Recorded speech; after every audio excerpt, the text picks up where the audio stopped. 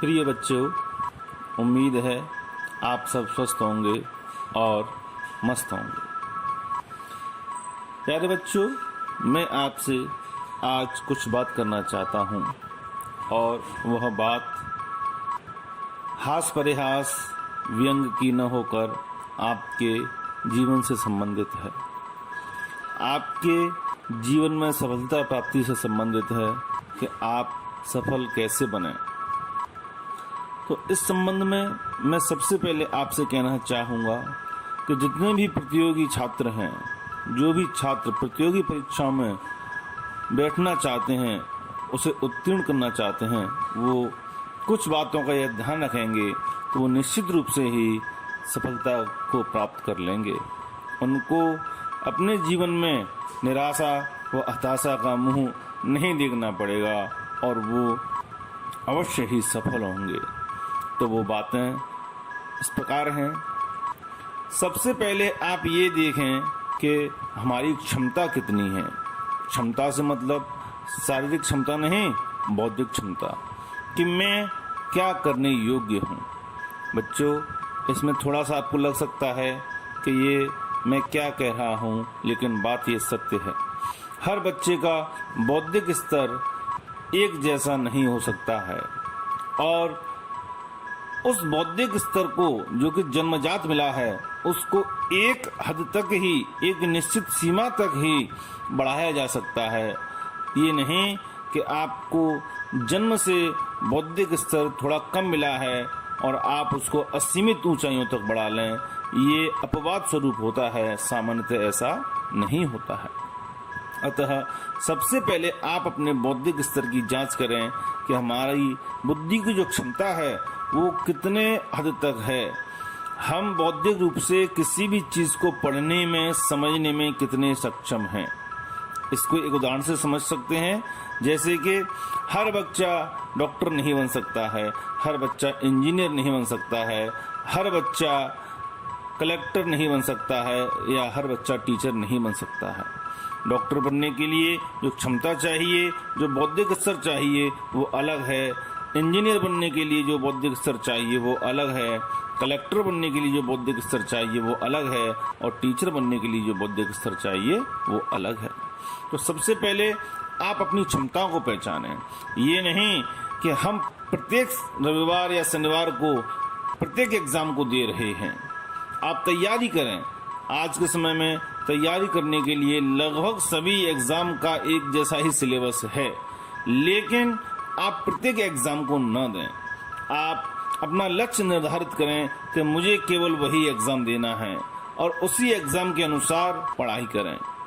सामान्यतः होता क्या है, बच्चे अपनी स्कूली शिक्षा जो कि क्लास 1 से लेकर कक्षा 12 तक होती है, उसमें तो उतना पढ़ते नहीं हैं और फिर उन 12 सालों का जो कुछ होता है उसको केवल 12 दिन या 120 दिन में किसी 1-2 गाइड के माध्यम से पढ़ना चाहते हैं और वो बच्चे 3 साल, 4 साल, 5 साल उन गाइडों को पढ़ते ही रहते हैं और उनको सफलता नहीं मिलती है। क्यों? क्योंकि जो 12 वर्ष की जो चीज आपने नहीं पढ़ी वो 12 दिन या 12 घंटे में पूरी नहीं हो सकती है। उसके लिए आपको कम से कम 2 या 2.5 वर्ष का समय चाहिए। अतः आप ये निर्धारित करें कि मुझे कौन सा पेपर देना है, उसी पेपर की तैयारी करें। जिस प्रकार हम अपनी कक्षा में पढ़ते हैं, वर्ष भर अध्ययन करते हैं और अंत में वार्षिक परीक्षाएं होती हैं, उसी प्रकार आप किसी भी परीक्षा को जिसको देना चाहते हैं, जिसमें उत्तीर्ण करना चाहते हो, उस परीक्षा को लक्ष्य निर्धारित करके कि ये परीक्षा मेरी 12 महीने बाद होगी, 15 महीने बाद होगी। तो मैं जिस तरह कक्षा में पढ़ता था उसी तरह वर्ष भर 15 महीने अनवरत उसी की पढ़ाई करता रहूंगा और वार्षिक परीक्षा के रूप में मैं अपनी परीक्षा को दूंगा, तो निश्चित रूप से आपको सफलता एक ही बार में मिल जाएगी। लेकिन सामान्यतः क्या होता है, हम ये इंतजार करते हैं कि पेपर कब होगा, पेपर कब होगा। अरे अभी नोटिफिकेशन ही नहीं आया है, अभी तो जाने पेपर कब होगा, और पेपर की तिथि आने के 1 महीने पहले ही पढ़ाई शुरू करेंगे। जो बच्चे ऐसा समझते हैं, ऐसा सोचते हैं, इस नीति को अपनाते हैं, वो सफल नहीं हो पाते हैं।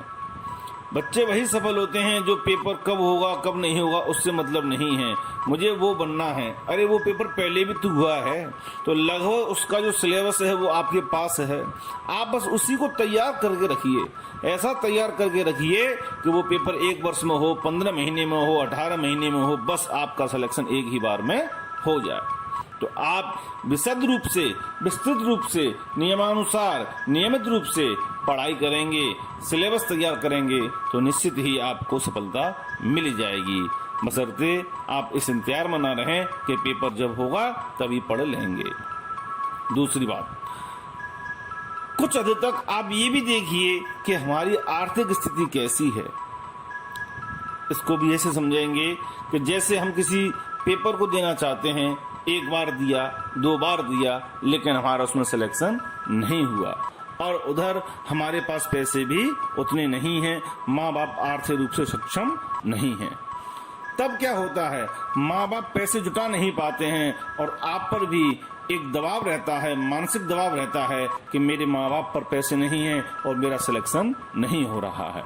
तो उस क्षण में, उस दौरान आप उस मन से पढ़ाई नहीं कर पाओगे जिस मन से पढ़ाई आपको करनी चाहिए, क्योंकि आप एक असहज, एक अनजाना सा दबाव महसूस कर रहे हैं।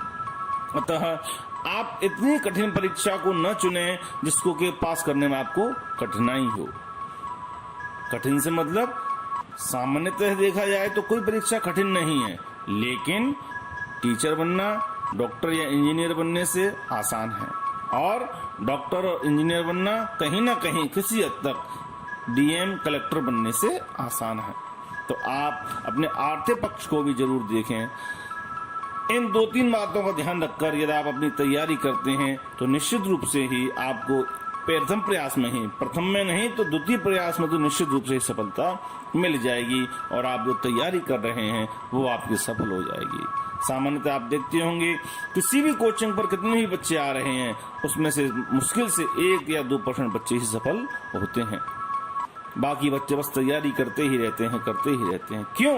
क्योंकि उनका एक लक्ष्य निर्धारित नहीं है, एक गोल निर्धारित हो जाना चाहिए। यदि हम एक नाव की सवारी करेंगे तो हम पार हो जाएंगे, भले ही जाना एक ही धार में है, लेकिन उसी धार में यदि एक पैर एक नाव पर रखकर चलेंगे तो डूब जाने का खतरा है, और खतरा क्या, डूब ही जाएंगे। भले ही सिलेबस एक जैसा है, लेकिन हमको परीक्षा एक ही देनी है, न कि 4।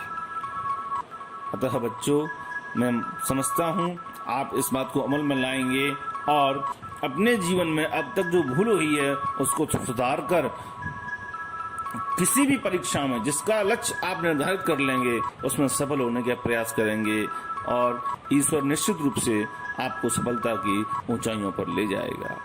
Be brave, be safe. कोई भी लक्ष्य बड़ा नहीं, हारा वही जो लड़ा नहीं। अतः आप अपनी तैयारी को अनवरत रूप से जारी रखिए, लेकिन अपना एक गोल निर्धारित कर लीजिए। धन्यवाद।